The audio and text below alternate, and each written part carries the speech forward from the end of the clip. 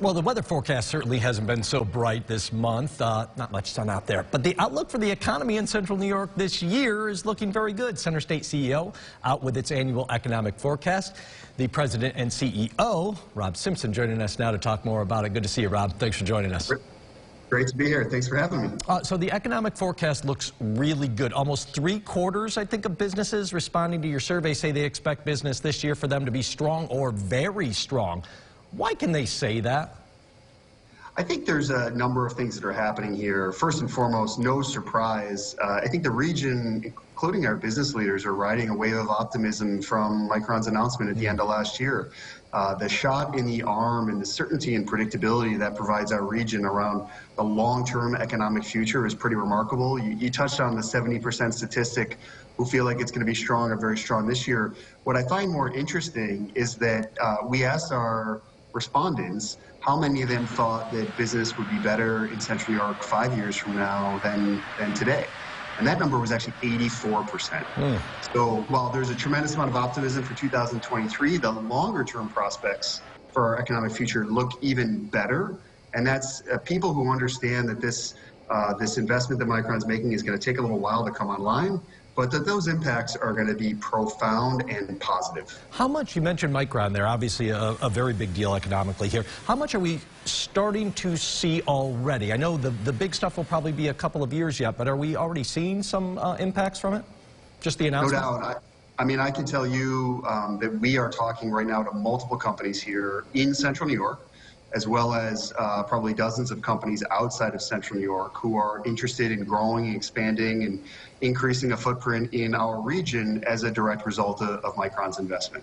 So we're seeing that benefit. I think even when it comes to our region's small business community, whether it's a small restaurateur or someone who owns a janitorial services company or a landscaping company, even people in those industries that I'm talking to understand that more people, more jobs in this region means more people in this region, means more business, and they're thinking about how they can grow too. So there are certainly obviously pressures working against economy, whether you're talking locally, nationally, finding people to get into these jobs, inflation, supply chain. How much impact is that having on us locally right now, and how do we fight through that? I think it is certainly having an impact. Hiring is the biggest challenge that almost every employer in our region, doesn't matter, irrespective of industry, they are all struggling to hire the talent that they need to build and grow their business. That is something that we're working on really carefully with our local partners, with our higher education institutions, our workforce partners, and it's going to continue to be a struggle. There are 3 million people that are still sitting on the sidelines as a result of the sort of post-pandemic era, including 2 million women who haven't returned to the workplace at all. Oftentimes because they are tasked with caring for a family member or a child, or they lack the transportation access to get to work.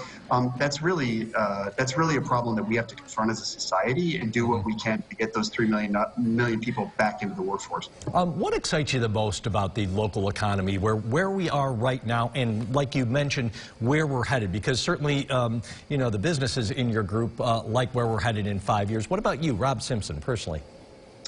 I'm excited for the level of energy and optimism that I hear from people. You know, Jeff, I've been doing this a little bit longer than I thought I would be. And the reality is that for many of those years, this community has had questions about its ability to grow and to compete nationally and internationally. And what I hear from people at events like our economic forecast earlier this week is that that skepticism is fading fast. People understand that a new future is upon us, and it's just so rewarding to hear local business owners walk into a room with a pep in their step and with a plan for the future and excited about where we're going. So for me, that's probably the most gratifying thing. These people are business owners who have been here forever. Right? These aren't Microns. These are our small family-owned businesses here in Central New York. They've been here forever. They believed in this place forever. This has been home forever, and they are finally getting a payoff from their loyalty and their investment and their hard work, and that's amazing. It's a great place to be. Centerstate CEO, President and CEO, Rob Simpson. Rob, thanks for joining us. Appreciate it. We'll catch up soon. Thanks for having me. And if you haven't had enough, Rob, check him out on the very first Centerstate podcast, Talk CNY. They'll be 15 minutes in length. That's about the average commute time here in central New York. They'll cover topics ranging from community, workforce development, policy, innovation. 2 episodes a month. Talk CNY available on all major podcast platforms. I'll have to tune